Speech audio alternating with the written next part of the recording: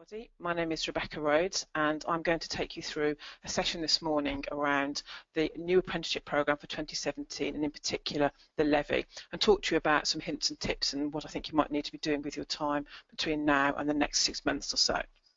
So just a bit of an introduction from me. I said my name is Rebecca and I used to be, up until the end of June 2016, the head of apprenticeship funding policy at the Skills Funding Agency. So lots of the information and lots of the structure to the levy and to the funding caps that have been allocated and to the funding rules were written by me and my team. So I'm hoping that I'll be able to share some of my knowledge and certainly my experience of working with employers over the last 2 years as the levy was being developed and as the apprenticeship policy was changing with you this morning. So what I'm intending to do is take you through a series of structured sessions which should take about 50 minutes. We have an hour and a half set aside this morning, so most of the technical information I'll cover in the first hour, but we will be here to take any questions. If we can make sure the programme, the software is working, we can either have questions typed in if that becomes working during the session, or I'll take questions at the end. And the purpose of today really is to try and give you some hints and tips and try and kind of take you through the information that you may be familiar with to some extent, but also just to get you up to the point where you have a set of steps to take you forward and help you take best advantage of your levy. And I have made the sort of assumption that most people on the kit this morning will be levy payers, but I have included some information for non-levy payers too, not least because the majority of the apprenticeship programme is exactly the same for levy and non-levy payers. The levy is just about the source of funding that you'll use to pay for your apprenticeship programme. It doesn't in itself particularly dictate any of the rules or any of the structures of the programme, and again I'll cover some more of that in a second. So I'm going to take you through a bit of background about the apprenticeship programme. I'm going to talk to you about funding and the general principles around apprenticeships. Then I'm going to talk to you a bit about the levy and how the levy funding will work. Then I'm going to talk to you about Apprenticeship Standards, just give you a little bit of an update on what's happening with the new Apprenticeship Standards so you know what's available out there. And then I'm going to talk to you about delivery and really the kind of steps, as I was saying a moment ago, that you need to undertake to start your apprenticeship programme or to expand your apprenticeship programme as we move towards the start of the levy in April and May 2017. And then finally I'm going to talk to you about some tips and the kind of things that I know employers that are around me that I'm working with are learning, but also the ways that providers, both university and further education, are actually getting prepared. So I'm going to help navigate you through that process. So I wanted to start off with by looking at those tips. Again, I'm going to come to these in more detail at the end, but I have 9 particular tips for you, and no doubt there will be many more that we'll think of during the morning. But I want to talk to you firstly about what's happening at the moment, about the amount of noise that's in the system. I want to talk to you about the importance of skill strategy and how you can use your apprenticeships more tactically. I want to remind you that you won't spend your levy in the first year. If you have anything like a reasonable size levy programme, that might be quite difficult, but not to worry about that. And also to remind you that your levy won't replace your training budget. You're always going to need additional training budget, and I'll explain why later on. I also want to remind people that this is about new skills, not just new people, or indeed, as it says here, particularly young staff. The apprenticeship is for everybody. And also to explain the duration myth when you start to plan your apprenticeship programme. That is probably the single most important thing that you need to know if you want to manage your levy budget or indeed your apprenticeship budget. I want to talk to you a little bit about forecasting, and I want to explain to you some of the sources of advice that are already out there for you. What I hope to do by the end of the session also is, if you haven't started to do anything, or if you aren't working with apprenticeships now, I hope I'll have encouraged you to act, to take some steps, because there are lots of options and benefits open to you to start a programme that really will help improve your skills, not just for now, but also going into the future. So I'm hoping that all of these will become very clear by the end of the session, and we'll go through them right at the end. So the first thing I wanted to do is just do a bit of background about the apprenticeship programme itself, just to bring everybody up to speed with what's happening and why there is so many changes in the programme. And it's worth mentioning as a starting point that this is the biggest time of change in the apprenticeship programme ever. There isn't a single aspect of the apprenticeship programme that is actually stable at the moment. Everything is changing, from funding through to the apprenticeships themselves. There are new apprenticeships being developed, through to the training provider network. Everything is moving. So it is a time of much change. On top of that, of course, if you lay the levy and the fact that employers will be making a contribution to every apprenticeship for all new starts from May, it really is a very, very new world. So part of my advice to you is to understand that that's the case, not to worry about it too much, and to realise this isn't really year 1, this is year 0. It's a test year, if you like, for the apprenticeship programme going forward.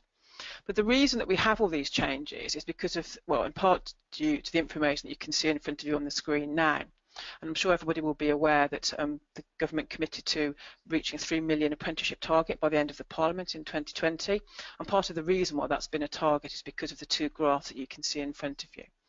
At the top of your screen, you can see GDP per hour worked comparator between the UK and our closest competitors from 2014. As you can see, we are the slightly sad, but not quite as sad as Japan, it has to be said, but we are the slightly sad bar in the middle. And you can see if you look at the longest bar, which is obviously Germany and France, one of our fundamental differences is that we are just less productive. And in fact, there's been some information on the radio yesterday and today about UK productivity falling behind again.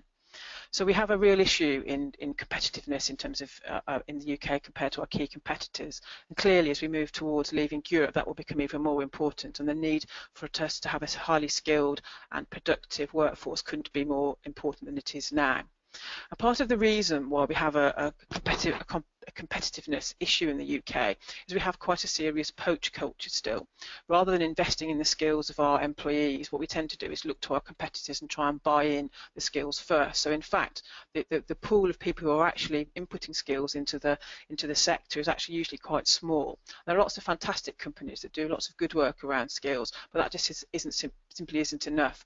One of the stark contrasts between ourselves and Germany, and to a lesser extent France, is their still significant investment in apprenticeships. And again, many of you may be aware that Germany has had an apprenticeship programme that was actually based on the UK's from the 50s, and they have not touched their apprenticeship programme at all, whereas we've constantly started and stopped and changed and ours over the past kind of 40 years, and really we're paying the skills price now.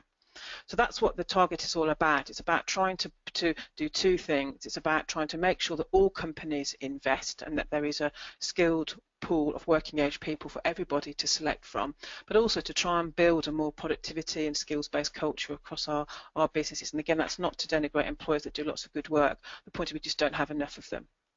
And part of the issues you can see from the graph at the bottom of your screen is the amount of reduction that we've had in terms of off-the-job training over the last 20 years. And again, you can see there's a fairly sharp decline over that time, down to the very, very low level in 2014.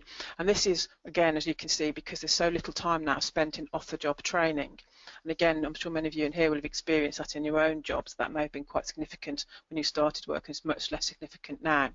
So what we're trying to do is improve the level of off-the-job training where individuals have the opportunity just to focus on learning their skills and not trying to do just their day job at the same time. And many of you will be aware that in an apprenticeship programme, it's mandatory to have 20% of the learning take place not so much away from the workplace, but away from doing your day job. So you might be sitting at your desk doing an open learning programme to improve your skills, but either way, you're focusing on learning and improving your skills and practicing your skills, not on doing your job. So those two factors are our ability to kind of compete in terms of our GDP per hour worked, and the heavy reduction in investment are part of the reasons why we have such a focus now on a structured, skills-based, job-related programme, which is exactly what an apprenticeship actually is. So what we have in the new world then, and what's happening at the moment, and I was saying a moment ago that the fact that the apprenticeship world is 100% changing at the moment, is this cycle between, and right at the heart of it, of course, we have a new apprenticeship levy. And this levy will be paid by about 1.3% of employers, and that typically translates to those over a pay bill, over a £3 million pay bill. And that money will be used to expand the apprenticeship programme to meet that 3 million apprenticeship starts target. There are a number of aspects to this, some of which are in place already and some of which are coming in April 17, as indeed the levy is. If we start at the top in terms of what's happening to the apprenticeship programme. The apprenticeship programme now, all of the new apprenticeships that are being designed, the new Apprenticeship Standards, are being designed by groups of employers. And these will, by the time we get to 2020, replace the frameworks that are there now, the existing apprenticeship frameworks. So they are being developed as the new, up-to-date, led by employers, designed by employers, for employers, and that programme is taking place now. What we also have is an employer-led organisation called the Institute for Apprenticeships, which will oversee the quality of apprenticeships on behalf of employers. They, if you like, will be the guardian of apprenticeship quality going forward to help ensure that apprenticeships that are developed and delivered are always what employers need and that are delivered to the kind of quality that employers say are important. The third aspect that will be become important for all of you in January, if you're a levy payer, is a new digital apprenticeship service. And this is a new IT-based portal, which is where employers, we'll talk more about this later, where employers will look for their apprenticeships. They will be able to look for which standards are relevant for their roles in their organisation. They're able to look for providers who are delivering those apprenticeships, and if they are a levy payer, certainly for 2017, they will manage their apprenticeship programme using that new digital apprenticeship service. And again, that's been designed with employers and is being developed as we speak. And the first opportunity that you will have to access the system, well, actually you'll be able to access some of their facilities within it now, but you'll actually need to register if you're a levy payer in January, and we'll talk more about that later on. Other important aspect of this is the status, and this government particularly has had a very big driver towards giving apprenticeships legal status equal to degrees. So once this is in force, you will not be able to call a programme an apprenticeship unless it is an approved apprenticeship programme and it is available through a digital apprenticeship service as an example. So this will mean that lots of programmes that are purport to be apprenticeships will not be able to call themselves that, and we would expect to see apprenticeships being a destination of choice. And certainly we are starting to see that now, not least in the degree apprenticeship levels, where of course young people quite sensibly are looking at their £27,000 debt, looking at the fact they can do an apprenticeship with exactly the same degree as part of that, and also 3 years work experience, and obviously are looking towards the degree apprenticeship rather than the degree. That said, it's really important, obviously, that any and all levels of apprenticeships are treated as a valid destination for people, right from the level 2, which is the starting level of an apprenticeship, all the way up to a level 6 and 7 degree apprenticeships and beyond. Also, as part of the work that's taking place to reform apprenticeships, government has had a particular focus on public sector bodies, a bit of physician and heal thyself. Public sector hasn't traditionally been a big taker-up of apprenticeship programmes, and government has responded to that by creating a 2.3% target. And this will mean that all public sector bodies who are in scope will have to have 2.3% of their workforce rolling as apprentices during their working year. And in addition to that, there will be close scrutiny by government, and in fact, in the initial proposals, any organisation that didn't actually meet their target would have to report and explain to the Secretary of State as to why they hadn't been able to do that. So again, quite a significant focus across all of the different industry sectors to make sure the apprenticeship programme is embedded.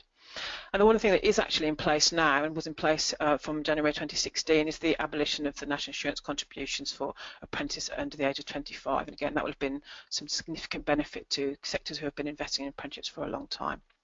So as I was saying earlier, the whole of the programme is really on the move, and all of these changes are taking place at this point in time. Just wanted to highlight, though, the fact that if you don't think this affects you, what it does actually mean for you kind of locally, wherever you happen to be based, or indeed wherever your projects are taking place. And as part of the session this morning, I wanted just to share with you some information that I had from a LEP, local enterprise partnership, who I've been working with recently. So as part of the work I've been doing with them recently, we just held a session for employers, and what you can see in front of you is their skills gap and their population structure as we at this point in time. They've done quite a lot of work looking at their population stats going forward, as you can see, over the next 20 years or so. And what you can see here, and if you look at the graphs in particular, is the change in age demographics in this particular part of the country. And you can see that we have as you look from the top, which is what was 2012, to the bottom, which is 2037, what you have is quite a big increase in the younger age population. And what this graph illustrates quite clearly currently is that there is going to be an increasing dependence on young people to fill the job gaps in this particular part of the world. There is going to be, certainly in the short term, a bit of a dearth of people at the 30 to 34 age band, which of course is where your key senior technical people, your key project managers, and indeed your key managers generally tend to come from. And that's just a kind of a tiny snapshot really of what the population stats look like. And in this part of their research, what they found was that they were actually looking at job expansion. So far from looking for jobs to decline, they were actually going to have a net job expansion of about 60,000 in their local area. As part of that, they also found that already they were suffering from some fairly significant vacancies. As you can see from the second bullet point, almost a third of businesses with vacancies said they were having problems finding people with the skills to meet those job vacancies. And as part of those, 26%, a quarter, were saying that they were already suffering from lack of technical and practical skills. And again, if you add into the fact that people, as you can see from the demographic, over the time between now and 2037 are going to be getting older, what you have is 85% replacement demand for jobs. And that shows quite a significant impact, and if employers sat in that bit of the country are not actually looking to their skill strategy and looking to their plan, they will find they will be in a huge competitive market as they try and attract the best of the individuals in their local area into those 60,000 jobs. But not only that, as it says on the bottom, but one bullet point, with a net requirement for jobs of 440,000, that is a significant replacement. So not only do you need new people to fill your jobs, you really need to make sure you can keep the people that you have and progress them and keep them in the business and increase their skills to make sure you can respond to that replacement demand. And that's just one part of the country, and of course not every part of the country will be like that, but there certainly will be a proportion of parts of the country where there is a similar pattern, or indeed, if you don't know what your pattern is locally, it will be worth finding out, because obviously the future of your business depends on your skilled people. So, in summary then, we're looking at, no matter where you are in the country really, there's likely to be, as ever, competition for the best staff. The graph that I showed you before showed a particular issue around recruiting and keeping middle and senior management expertise in the business. It shows, as ever, that 16 to 18-year-olds will be a key part of your future workforce, and that there are key shortages in sectors now, and I'm no doubt lots of people around the kit will be experiencing similar things in your business. And of course, what we have, as ever in this country, in most sectors, have a predominantly ageing workforce, and of course you need to make sure that you have experienced people to backfill those who are planning to retire. So we're going to talk a bit more later on about the need to plan, but this gives you a kind of a snapshot really as to what the world looks like, certainly in that part of the country. And I've had a question in from Emily, who's asked whether 20% of the time spent on learning has to be for the entire 12 months of the apprenticeship, despite the apprenticeship usually being run in term time. The rule with an apprenticeship is that there must be 20% of the time spent off the job, and that's during the life of the apprenticeship. And for example, some of the ways that one of the universities that I'm working with is handling their degree apprenticeship is they're having residentials at the beginning of every term for 3 days. So their off-the-job training, if you like, will be done partly through the residential, which goes towards part of the 20%. They're also having virtual classroom as well, so at certain times of the week, individual apprentices will be logging in, listening to either a live virtual classroom or a virtual classroom that's obviously recorded. And aside from that, of course, you would want the employer to give time for project work, so the individual's own log of the time they spend off the job working on their apprenticeship all would count. So it's over the duration of the apprenticeship. So just a reminder then, I won't go through all of these, but what I've got in front of you here, just thinking about the situation that we have with moving workforce and need to retain and to recruit people, are some of the statistics that apprentices and employers who have apprentices now say about their apprenticeship programme. One of the features of being government's flagship programme, as you can imagine, is it's surveyed to death, and some of these statistics are valid and they're live, and they come from real employers and real apprentices. And it's worth just highlighting a couple of them, in particular, given our economic position at the moment. One I wanted to highlight is that 82% of employers take on apprentices to build skills and capacity within their business. So this isn't just people taking on someone to do the photocopying. This is organisations taking on apprentices because they want skills and they want to build a medium and long-term capacity in their business. It's also worth highlighting the point at the bottom on that first column, that 80% of companies who invest in apprentices report significant increases in employee retention. And again, as I was explaining a second ago, if you have an environment in your business where you're starting to lose people, and one of my employer clients is based in the Reading area, and if you have offices there, you'll know that it's a sort of very big buyer's market if you live in the Reading area, and they are having a horrendous problem with people poaching their staff. So if you want to look at retaining people, one of the things an apprenticeship does, because of course people are learning over a measured amount of time, it might be 2 or 3 years, and it certainly will be 3 or 4 if they're doing a degree apprenticeship. So apprenticeships do offer an opportunity to retain employees, and typically apprentices tend to stay in organisations longer than a normal staff member who's not come through an apprenticeship route might actually do. It's also worth making the point that, as it says in the middle bottom column, that 83% of employers rely on their apprenticeship programme to provide their skills workers for the future. So again, if you have a situation like we were seeing from the LEP area a second ago, this is part of the way that employers manage to successfully build their skills workforce. So again, if there are any views around the room, this is a young people, no skilled route. This is about new skills. It's about keeping people in your business and making sure that your people that you have in your organisation always have the skills that they need going forward, not just those new people coming in who don't have any skills when they join you. It's also worth highlighting the point on the right about degree and higher apprenticeships and higher apprentices. If you're talking about recruiting people and you are in that competitive market that we were seeing again a moment ago, the surveys indicate that an individual who follows a higher apprenticeship, so that's anything over a level 4, could earn £150,000 more during their lifetime in terms of wages compared to if they hadn't gone through an apprenticeship route. So again, those are oft quoted statistics, but again, they play to the point about the use that an apprenticeship can be deployed tactically in a business. So let's move into the funding then and talk a bit more about the general principles around how the funding of the apprenticeship programme actually works. So again, just to recap really for things that you probably are already kind of very aware of, and part of my point about trying to ignore the noise is there's almost so much information out there now. I think it's almost deafening, and I think it's certainly when I talk to employers and providers, there's also still a lot of modern myths that seem to be floating around. So it's really important to try and shut out the noise and try and focus on the things that you know, and obviously always use government websites if you're looking for something in terms of facts and information, or again come to ACE and they can obviously make sure they can find that information for you. So the first part and the key part of apprenticeship funding then is this section here. This is the money that is there to fund training and assessment of an apprenticeship up to the value of the apprenticeship funding caps, and I'll touch on those in a second. But basically there are two types of structure for an employer. You are either a levy payer who has enough money in their levy to pay for the apprenticeship programme, or you're not, and I'll come more to that in a second. But for a levy payer, the whole of the cost of your apprenticeship training and assessment will come from your levy. And again, as you may be aware, government in its generosity is committing to making a 10% top up to that 100% contribution. So if you're paying £1,000 levy a month, government will top that up by £100 because that's obviously 10%, and you'll have £1,100 in that month to spend on your apprenticeship programme. So for a levy pay, your contribution comes 100% from your levy. On the second side, we have other organisations. So this might be a non-levy payer, or indeed a levy payer that doesn't have enough money in their levy to pay for their apprenticeship programme. So in this case, there is still money and there is still support available for any organisation who wants to have an apprenticeship programme.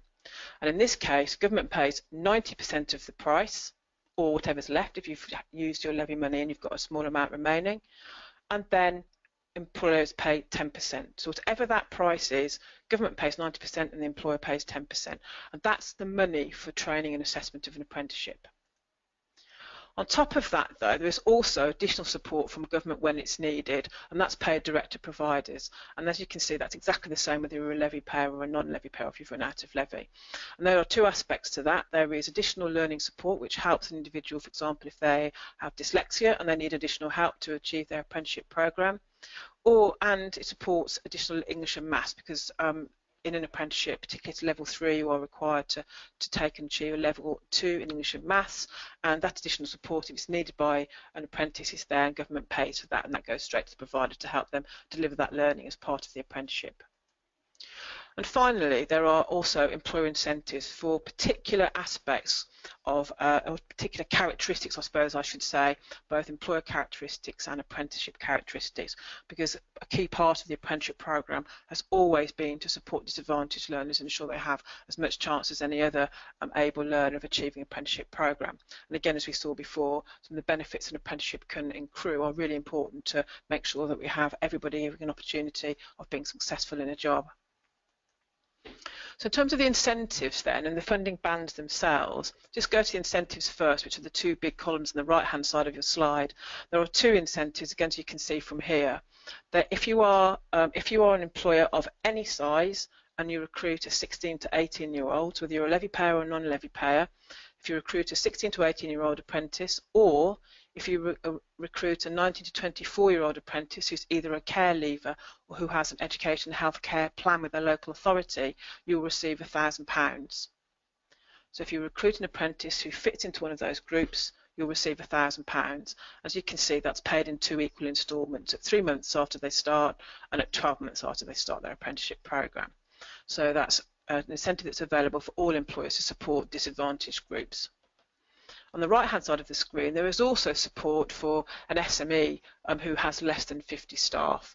In that case, again, same categories, they would be fully funded. So the 10% that group would typically pay, because they're likely to be a non-levy payer with less than 50 staff, the government will pick up that 10% and the employer won't pay anything at all. So in effect that apprenticeship becomes fully funded. So on the right-hand side of this, the left-hand side of your screen, sorry, you can see the funding caps and the band. And as you can see, there are 15 of those, and they range from £1,500 to £27,000. And that is the funding band that applies to the whole of the apprenticeship. So, and the typical kind of delivery that sits in cap 15, as an example, would be a degree apprenticeship. So that £27,000 would be the maximum amount of money that would be drawn down from the levy by the provider who was delivering that provision. A couple of things about how the funding caps actually work. As I said, that cap applies, that is the whole of the amount of money that is available for that particular apprenticeship, and that cap applies to every single apprentice. So that cap doesn't differ compared from one apprentice to another, or from one size of employer to another, or whether you're levy or non-levy. That applies to the apprenticeship itself. It's actually set by the Skills Funding Agency as part of the final approval process an apprenticeship actually goes through. So the cap applies to every apprentice, and it represents the maximum amount of money that a levy-paying employer can spend from their levy. So you can only spend £27,000 if the apprenticeship is in cap 15. If you want to spend any more than that, you can. However, you have to pay from your other sources, i.e. from the rest of your training budget. The cap also affects non-levy payers or levy payers that are accessing non-levy paying funding because they've run out of levy, in that the maximum amount of co-investment that a government will make, in terms of i.e. the 90%, will only be 90% of that £27,000. It won't pay any more than that. So that cap is very important, but it's useful because it helps you forecast your apprenticeship programme and the funding that you'll need. And I'll explain how that works and how the money flows later on. So in terms of what the funds can be used for, the purpose of the spend, again, as you saw from the earlier slide, is to support training, apprenticeship training and assessment. And again, something that we haven't touched on and we won't touch on in this presentation is if the employer does want to become a deliverer of apprenticeships themselves. But all of the rules that I'm talking about now apply to employers who are delivering in-house as well. So funds can be used obviously for training and assessment. That's their primary purpose. And just so that we're all very clear, it's normal for apprenticeship to support progression in skills, i.e. to move to a higher level than a qualification that you already hold. But you can also fund someone to do an apprenticeship at the same or lower level than the qualification that they currently hold now. So for example, if you hold a degree in I don't know, history and actually want to become a chartered engineer, you could in fact go backwards and do a level 4 or a level 5, providing that this is going to give you substantive new skills. And whilst that isn't particularly defined, that's for the provider really to evidence as part of their work with you. So you can actually fund someone to go back a level. As again, as you can see, it's only fundable against an approved framework or a standard. And as I started to touch on earlier, also you can only the only people that can provide apprenticeship training are those who are successfully listed on the register of apprenticeship training providers. And again, any employer looking to deliver in-house also has to be registered on the ROATP before they can actually deliver. And if you're going to provide assessment, you have to be registered on the register of apprenticeship assessment organisations in order for you to be able to draw down funding from government, either through the 90/10 or through the levy. And as I said before, that's capped at the maximum funding band that's been given to that apprenticeship. And similarly, on the other side, of course, it's the usual kind of points really. An apprenticeship is always first a job, and anything that relates to that person doing a job must be paid for by the employer. So the list of costs that you can see on that right-hand column just really reflect that. For example, obviously the employer has to pay wages, the apprenticeship budget can't be spent on wages. And also just to highlight at the bottom that if, and I'm sure people around the kit will have this, if you have individuals who are based outside of England, your levy money actually goes based on the resident of your employee. So if you have 10% of your employees who actually live in and work in Scotland, that 10% of your overall levy money will be given to the Scottish Government. And it's the same for Wales and for Northern Ireland.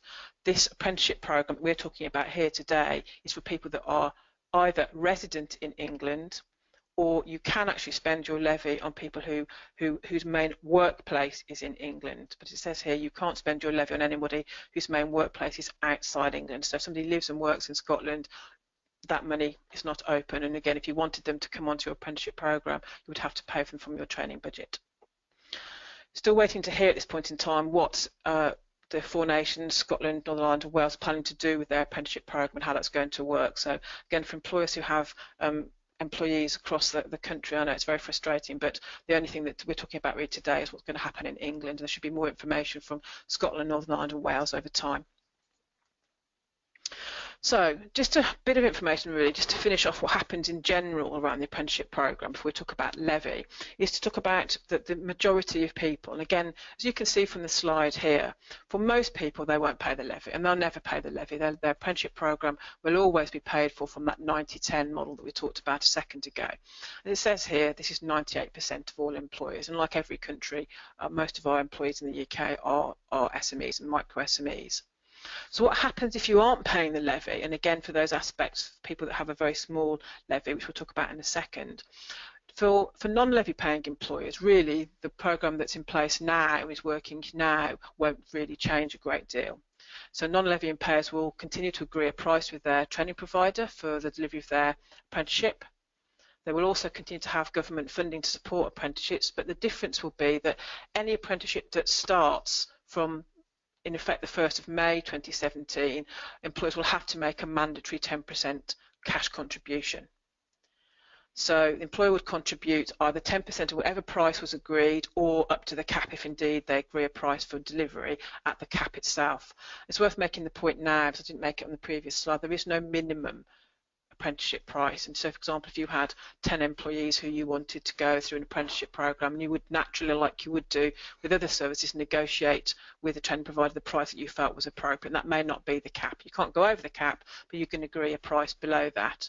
And obviously if you have somebody who has a great deal of experience in the role, for example, again, if I just talk about, I don't know, a technical level 3 who actually started the qualification and stopped for some reason, so they actually do already have some of the learning that's in the apprenticeship, the provider is required to reduce the length of the apprenticeship and to reduce the price accordingly. So again, you might find you have an experienced person, you just don't need the whole of the apprenticeship, so again, you would negotiate a price that would be lower. So, as it says on the slide, just moving down, if you aren't paying the levy, then you will pay your contribution direct to the training provider, and you have a contract for services with that training provider. And the 90% of the contribution is paid direct to the provider by the Skills Funding Agency. And the funding model from May onwards will be that whatever price is agreed, you will pay your 10% at a point, a programme delivery kind of payment schedule that you agree with the provider, but government's 90% will be paid in regular chunks to the employer, and 20% will be held back until completion, and the remainder 80% will just be divided equally across the lifetime of the apprenticeship. And again, you will make your payments whenever you would expect to do, and typically that's going to be once a term, I would imagine. That seems to be what's emerging as the model, and that's typically how it works now, but most providers will be flexible around that, I would have thought.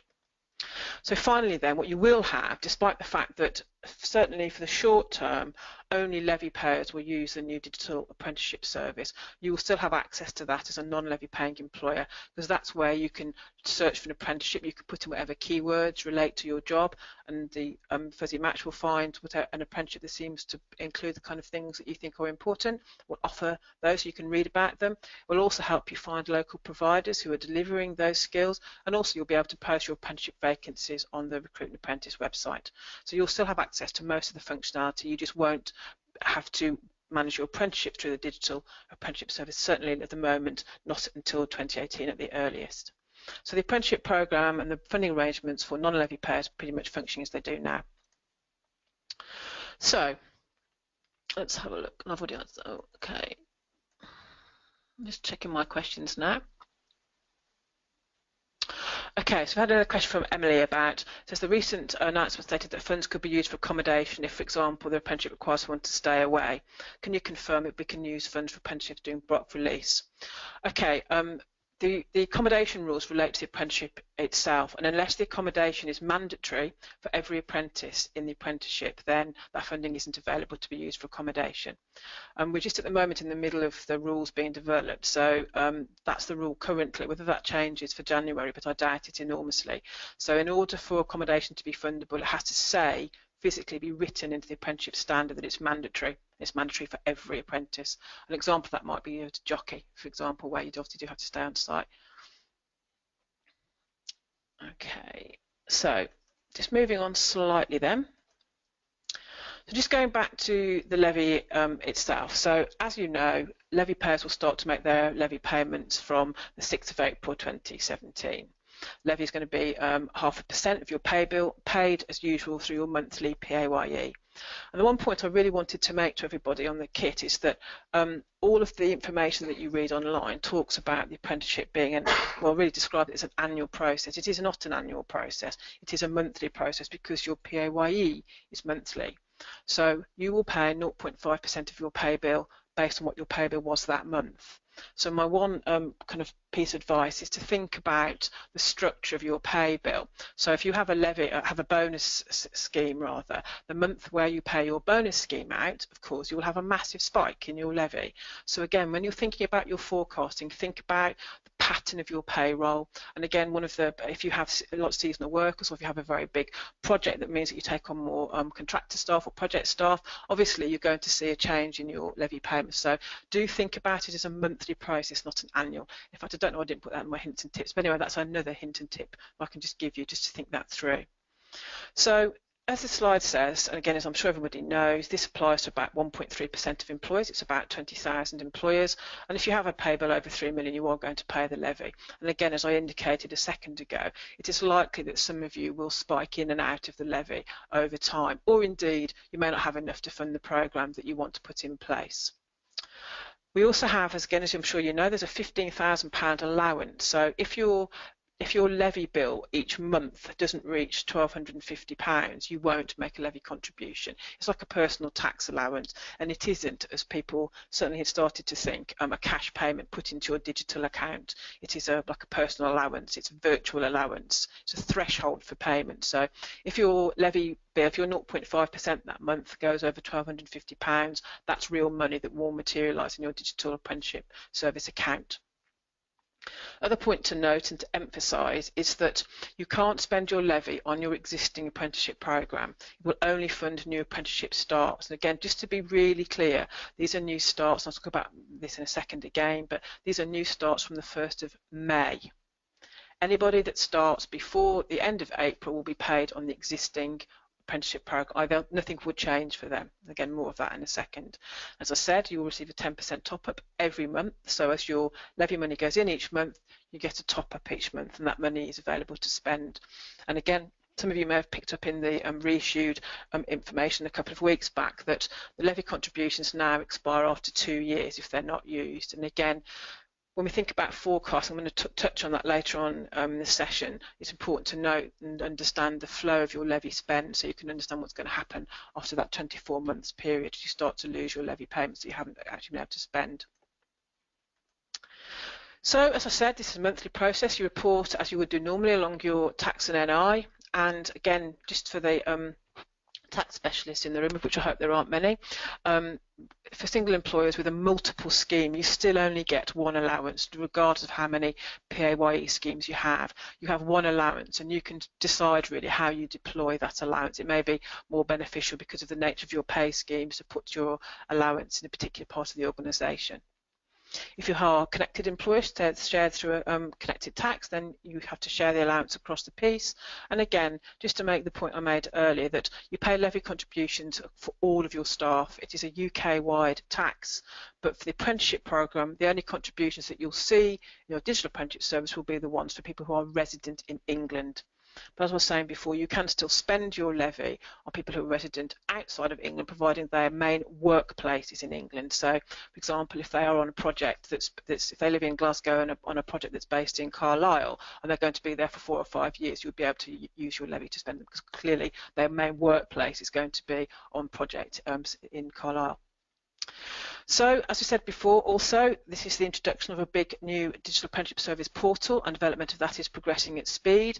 There is a big employer kind of forum that supports the development of the DAS, as it's known, and they've been helping support all of the front-end windows, the kind of structure and what's included on the screens that you'll see.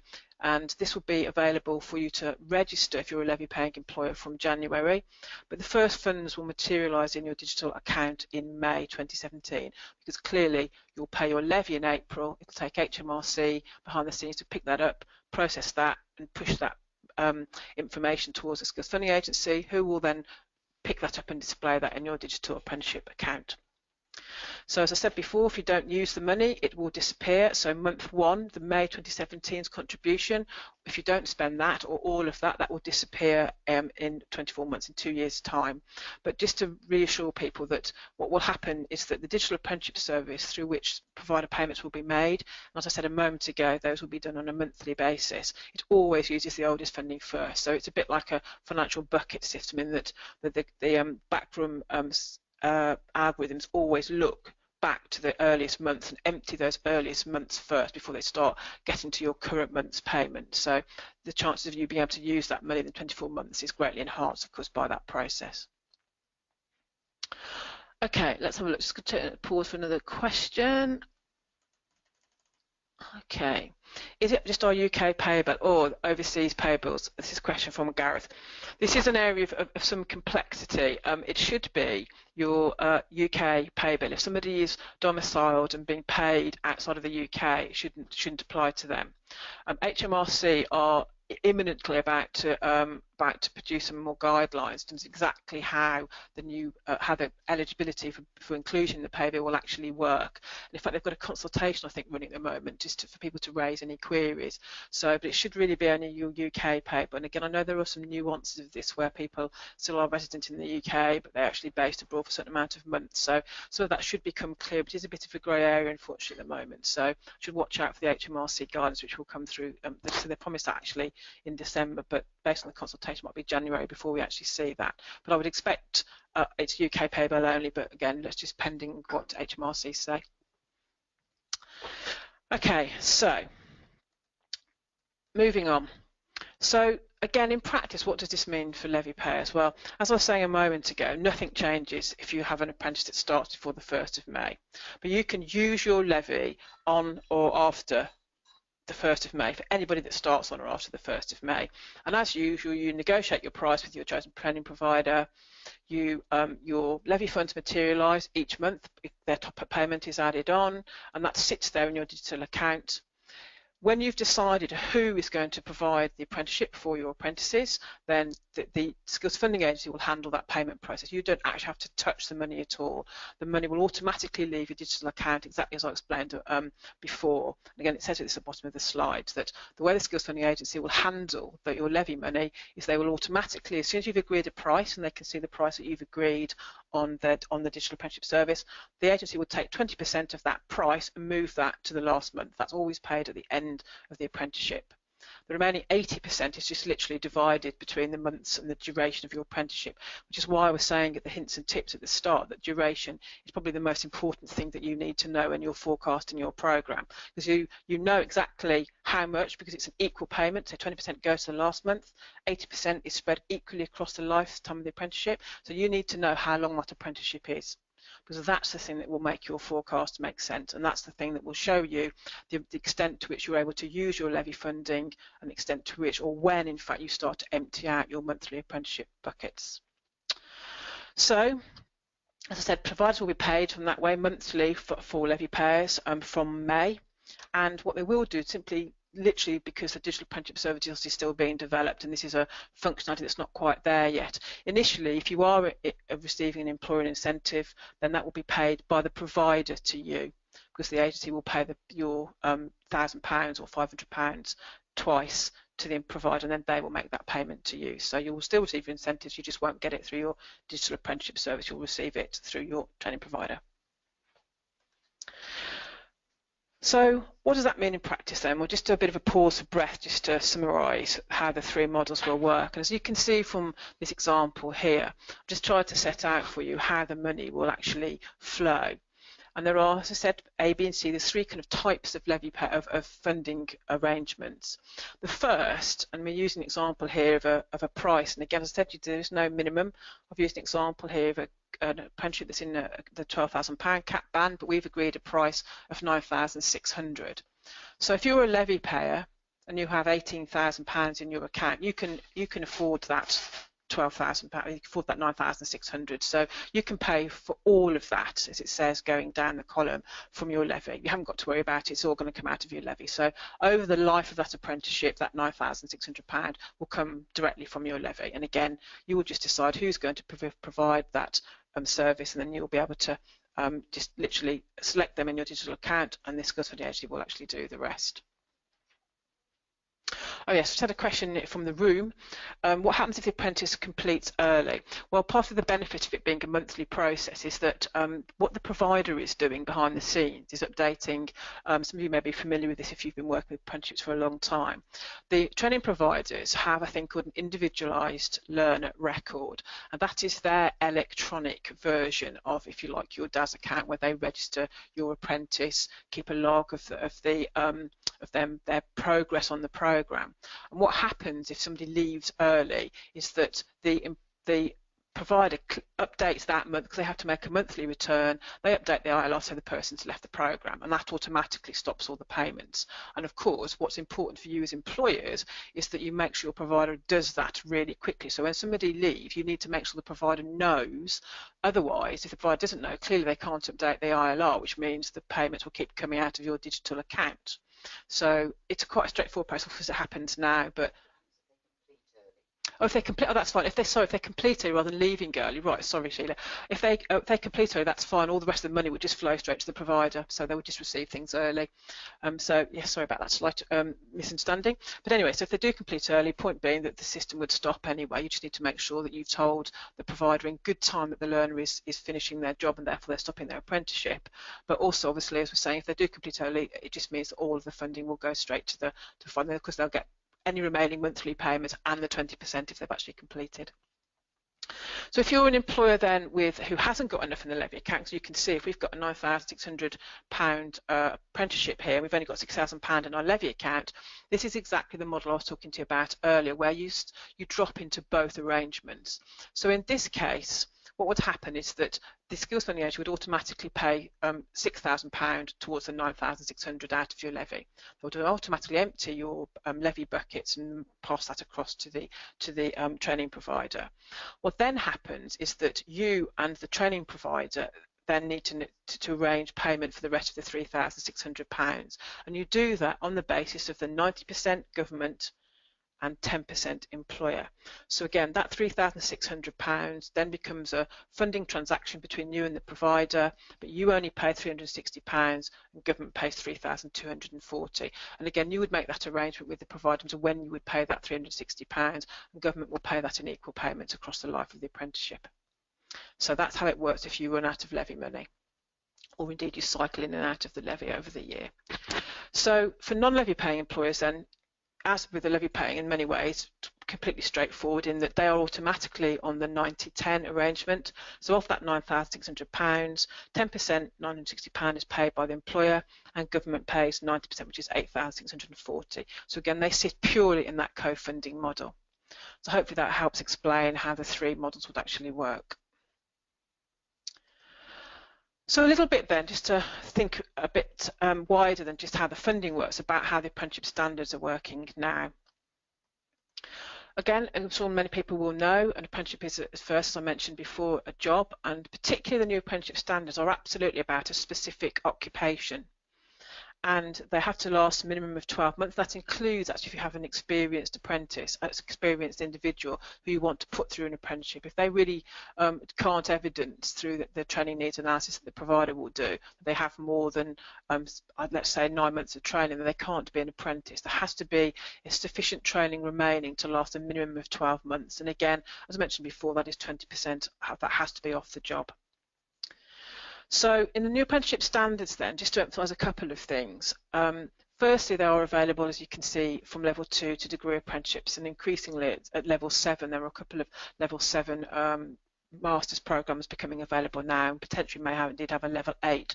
So it goes all the way from entry-level occupations right the way through to very highly skilled, very highly skilled and high-level occupations. One of the things that is also different is that they do not have in them any required qualifications on the whole. Existing apprenticeship program that's in place now is very much built around qualifications, but the new standards are not. That is for the employer and the provider to decide the best way to meet those. That said, in some occupations there are mandatory standards, mandatory qualifications rather, but that's becoming less and less the case now. They've obviously been developed by employers, as we've mentioned before, and just to make one thing really clear, this is a massive difference, is that for most apprenticeships in the new standards, there has to be a separate endpoint assessment. I don't think it actually says this on the slide, but it might be later on. So that endpoint assessment cannot be delivered by the training organisation either, including if that training organisation is in fact the employer training to their own staff. The idea is that the police can't police the police, so therefore a separate organisation will come in and conduct that endpoint assessment. And again, they have to be approved and on the relevant registers I explained earlier. So to be approved for delivery then, there has to be an assessment plan that sets out what that endpoint body will actually do, and they have to be allocated into a funding cap. The good thing, and the thing that's been a real plus, I think, of the new development has been the link to professional recognition, professional body standards. That's a feature of lots of particularly STEM-based or professional level qualifications, particularly around level 4 and above, particularly degree apprenticeships. So this is a standard, just in case people haven't actually seen one. This is actually project management level 4, particular favourite of mine. I think for lots of businesses, things like cross-cutting standards like project will be really, really important where you operate on a project basis. So this is a level 4 standard, and that is literally it. It is, as you see, 2 sides of A4. And there's a couple of bits of documentation in the standards. This is the first stage that employers develop, and then as I mentioned in the previous slide, there's also a much more detailed assessment plan that comes a bit later on in the process. But again, when you're trying to work out whether an apprenticeship is right for you, it's this documentation that's going to answer that question. I'm not sure if you can see that very clearly on your screens, but the first section of this is an occupational profile, and it explains the typical kind of jobs, typical kind of tasks that a person that this apprenticeship would be right for would actually do, and then it breaks down knowledge, skills and behaviours, and it talks about the kind of skills that the person would need to hold. And on the back page, you can't quite see, it talks about entry requirements and other principles. It will also there talk about duration, because as I said, that's a thing that you need to know if you want to forecast. But that's what an apprenticeship standard looks like. And again, absolutely written by an employer, and there's no doubt people, certainly people in this room can testify this really is employers sat around a table arm wrestling over what goes in and out of the standards. So they really are designed for employers and by employers for employers. Okay then, so let's talk a bit about apprenticeship delivery as we move a bit nearer to our final look at our hints and tips. Just a really quick overview of the digital apprenticeship service, and again, as I mentioned before, whilst levy paying employers will actually use this to manage their apprenticeship, right? It's where they'll look at how much money they've got left, it's where their levy money will be displayed, it's where they will register their apprentices. For all employers, there are features of this that are going to be important and helpful. So as it mentions here, there are places to look if you're a levy employer, and I'll show those later, to estimate how much funding you have. There's places where you can actually find an apprenticeship, and you can look for an apprenticeship that might be right for you. You can choose a training provider. You can also find an assessment organisation. You can also advertise any vacancies that you have, and of course there are hundreds of thousands of individuals looking for apprenticeship opportunities. And again, the big thing that's missing in the apprenticeship programme now is not good quality apprentices, it's jobs. It's apprenticeships, that's what we need, and that's because one of the big benefits of obviously having the levy in place now is suddenly our vacancy rate will go up significantly.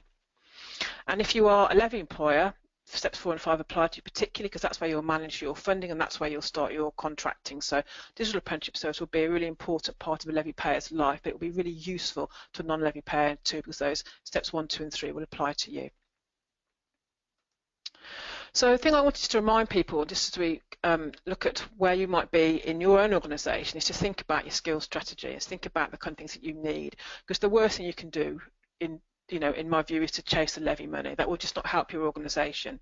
I'm going to show you a little bit about forecasting in a second, which I'm sure most people will already have reached this conclusion. But clearly, you need to use the levy to help your business, not let the tail wag the dog.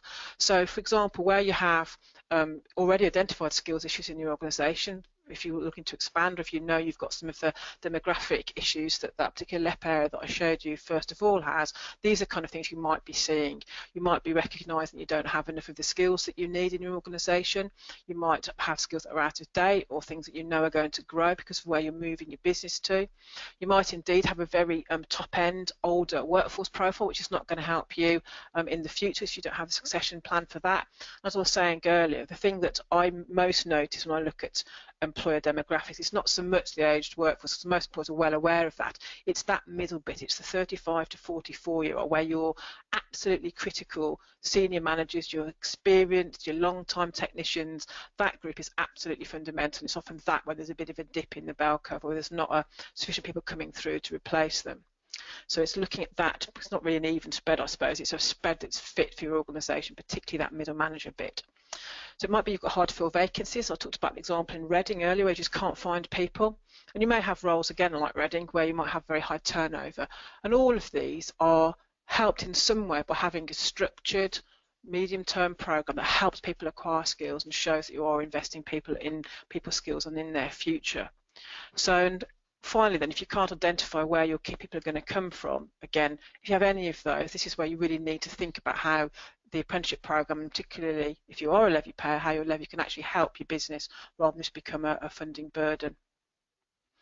And again, I won't go through this roadmap in detail, but as you can see, there are a number of steps if you wanted to have a quick roadmap for what you do.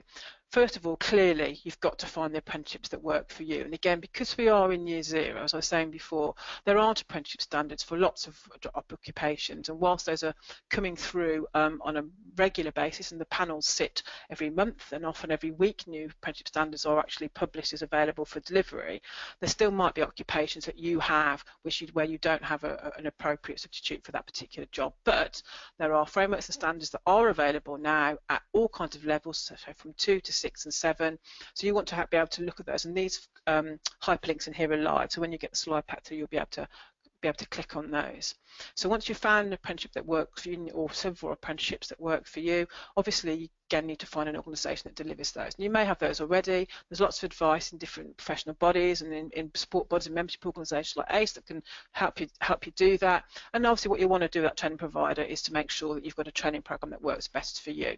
And again, don't forget, even though your levy contributions will start in May, that doesn't mean you've got to start your programme in May. You'll be accruing money all the way through. You just need to make sure that your forecast means you're making best use of your levy spend. But you have 2 years to spend that money now, which is a big help. And most of the employers that I've seen have got a significant levy. That's been enough for them to catch up, but you just need to work that through in your forecasting. What you also need to do is to check eligibility for funding, and Gary raised a question about overseas payable and staff that are UK nationals but actually are based abroad. You do need to make sure that you're clear who is eligible. There is 13 pages of eligibility rules and things that sit inside the funding rules, but providers know that inside out and they will help you navigate through that, but you do need to check, which is why I said to you before that it is not the death of your training budget, not least because they're not always standards that are in place, but also you may have people that are not eligible you might have to fully fund. So once you've done that, you need to think about where your apprenticeship program would fit best, which bits of the business, and I would really advise that you do think that through. Again, I've just done some work with a big engineering organisation, and where they already have an apprenticeship program, and they were originally thinking that's where they would expand their program, but actually we're actually looking at a completely different part of the business now, because from looking at staffing and looking at where there are opportunities, they have a couple of functions in their business which haven't had an apprenticeship before, where there's a lot of people on site doing a similar kind of role. So actually it's a really quick win for them. They're going to use the apprenticeship program to support that group of individuals and have a program that's going to develop their skills and build them some project managers for the future. So it's not always where you think it's going to come from that you might find the best opportunity for your program. And it says here, don't think about this being a 16 to 18 young person kind of coming new to industry and new to skills. This is about everybody. This is about degree apprenticeships for senior managers. It's about technical skills at level 3s and 4s for individuals that are moving from an entry-level job into a high-level job. It's about everybody in your business. And then finally, then obviously, once you have all this in place and you've recruited or identified the person, you can get started. And again, this is just a reminder that an apprenticeship is always a job, and that means that you have to have an agreement with it's the legal requirement that you have an apprenticeship agreement with your apprentice so that they are recognised as being on an apprenticeship programme. And again, providers will continue to support that through the programme and make sure that you have regular reviews and you know how your person is doing. So just in terms of forecasting then, before as we get to the back end of our session this morning, this is what you need to do when you're forecasting. When you've identified your programme, my advice is that you always think about forecasting over 2 or 3 years, because as you can see from here, that top curve is the pattern of levy spend, and it mirrors, as you can see, the pattern of activity below. And again, this is just quite a simple apprenticeship programme where you have a group of people on a 2-year programme, and you start that every year. But you also have, at the bottom of the greener one, you have a group of people on a 1-year programme. And the issue, and again, this is something that I said to employers a great deal, the issue is just make sure you don't, in your desire to spend your levy budget, you don't overheat your programme and have all of that in year 1 and then find you can't actually fund anything in year 2. But also you need to make sure that you can actually put your levy funding against your programme properly. And again, in this example here, because in 2019 the levy funding the earlier money starts to disappear, you may not have enough money in your budget to sustain your programme, because your apprenticeship profile, your levy profile will go up and down, because the levy obviously expires after 24 months. So it's really important to map your programme out, as I've done here, know how much money you have, know how much money you're going to spend each month, and then make sure you can use wisely what is left, or indeed just accept that you just can't spend that because it's just not right for your business. But it's really important that you map your programmes, and my advice is that you map over at least 3 years to make sure you have a sustainable programme. And in fact, lots of the employers that I know that have very, very big levy amounts, it's going to take them 4 years before they can actually catch up, because they simply can't build up the head of steam, because they've got to have, obviously, an apprentice has a line manager. That manager is having to support that person while they're learning. There's additional support from the centre of the organisation, whether it's from the L&D team or whatever. So putting an apprenticeship programme in place, doesn't mean the whole organisation needs to be involved, and it is obviously just your levy money that you're spending on the programme. So just think that through and make sure that your levy profile matches your apprenticeship programme. So this slightly blurry slide and my horrendous hand-drawn kind of ring here, is just a section of the apprenticeships that sit, and this list sits behind one of those hyperlinks that I provided for you earlier. And it just shows that the list of apprentices are in development or available in the construction sector. And I know some of this won't apply to people on the kit at all, but again, it's just to highlight an example of what's actually out there on the internet. And as you can see, what this shows is everything that's been in development in the construction sector. What I've ringed with that horrendous hand-drawn thing at the bottom is just some of the cross-cutting skills. And don't forget about, obviously, the other bits of your organisation. In that list, I've highlighted the project manager level 4 as an example, because that's actually available now. There's also HR advisor, there's team leaders, supervisors, and also in development, you can see at the bottom is the project kind of program portfolio manager, which is a degree apprenticeship, and that's just at the early stages. The things with 3 ticks are available now, and they will see they have a level against them also. With 1 or 2 ticks, it means they're still in development. But again, it just shows you the breadth of things that are available, to think broadly about your organisation. As I was saying before, it's not always where you might think, it's where you have better opportunity to use your levy wisely. And again, just if you're feeling a bit overwhelmed, if you haven't started the process already, just do bear in mind that the training provider network is very well versed in all of this, and whilst lots of this is still new, and I'd be lying if I said that everybody was ready, because they're clearly not least because we're still seeing new standards being developed, and of course training providers have to get ready and develop their curriculum, so it might take a bit of time from publication before they can actually physically offer the programme out to employers.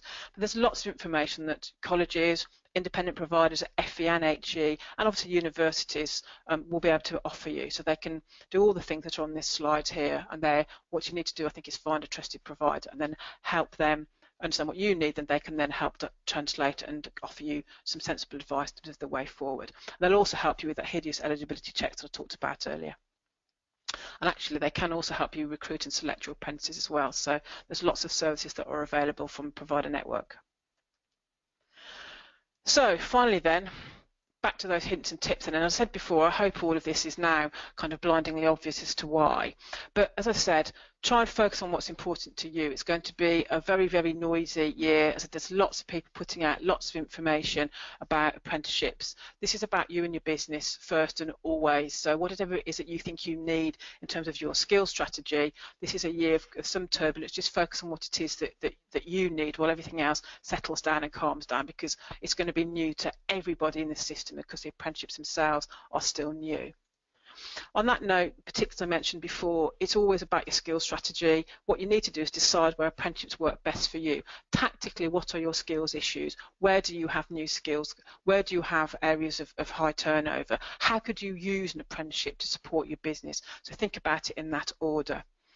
And as I was saying, unless you have a kind of a fairly manageable levy spend, it is possible that you won't spend all of your levy in the first year, but that should be absolutely fine. You have 2 years to spend the levy anyway. Don't rush into making a decision that you're going to be bound into for potentially a couple of years. Make sure your program is there and it's ready. And again, for some organisations who've got very large levy, you probably will not spend your levy in the first year. You need to think about how you embed the program, because that will mean that you'll have a much more stable program and you won't get in a situation, like I was saying before, where you overheat and you don't have enough. In year 2, you've run out of levy money to pay for your program, you're having to find additional training budget. And on that note, you will probably always need an additional training budget, not least because it will be some considerable time before there is an apprenticeship program, if indeed this ever happens, that covers every occupation. So even though now we have excellent apprenticeship programs that have the professional body attached straight to them, which is obviously really good news for lots of occupations, there will still be occupations where there won't be an apprenticeship available. And again, just to remind, all the things we've talked about here are of really good news to anybody in an organisation. So don't just think about young people and entry into your business. Think about anyone that needs new skills. And it's not just about new or inexperienced or young staff, as it says here. Talking about duration, hopefully that's really clear now, that when you do your forecast, you just need to know how long your apprenticeship programs are going to be, because that's going to be the thing that defines the flow of money from your levy. So that's the thing you need to know when you're doing your forecast. And as I said a second ago, just make sure that you forecast over at least 3 years, because you need to go past that year where your levy contributions start to expire to know you've got a program at a financial level that you can actually sustain. And as ever, ask for advice. There's lots of people that are happy to give you advice out there, so do use that particular training provider network, because they are obviously linked into all of the other bits of briefing that's happening from the Skills Funding Agency and others. But finally, understandably, my view is that you should act. This is a really, really good opportunity to take a program that's about competence and skills for you now and for in the future. There are lots of benefits to an organisation of having a program, not least that list that we saw right at the head of the presentation. So my view is that you should at least be looking to see what might work for you, even if you only start small in that first year. Most employers, once they have an apprentice, never look back. So we know the program is something that employers do continue to support once they dip their toe in the water. So I'm going to pause for breath now. There are a couple of slides that follow this that are for you to look at later, including a whole, if I'll just flick to those and I'll come back up. There's a list of what's actually happening, and the one thing to remind you about January is that if you are a levy paying employer, you will need to register as a levy paying employer in January. So there'll be lots of information about that, and I can make sure that the team at ACE know and they're aware, and we can put a note out to you. And there's some other kind of important points there. And then just to let you know, there's a whole list of hyperlinks for you just to work your way through. I'm going to stop now and just pause for breath to see if anybody has any questions. I think one's just come up. Okay, so you're very welcome to just type anything into the chat line. We can see that now it's all working really, really well. So do just come forward. Is there something if you would just like to know? We'll have a drink.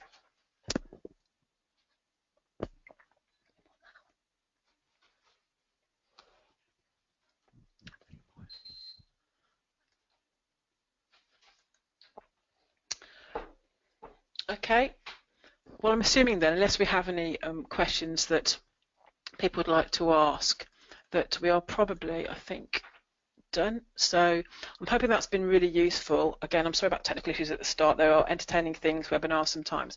But again, if there are any questions that you do want to ask subsequently, you're very, very welcome to email that team at ACE, and they can talk to me, and I'll make sure we have a response back to you as soon as possible. But I hope it was useful, and again, best of luck, and I hope your apprenticeship programme is a successful one. Thank you. Bye-bye.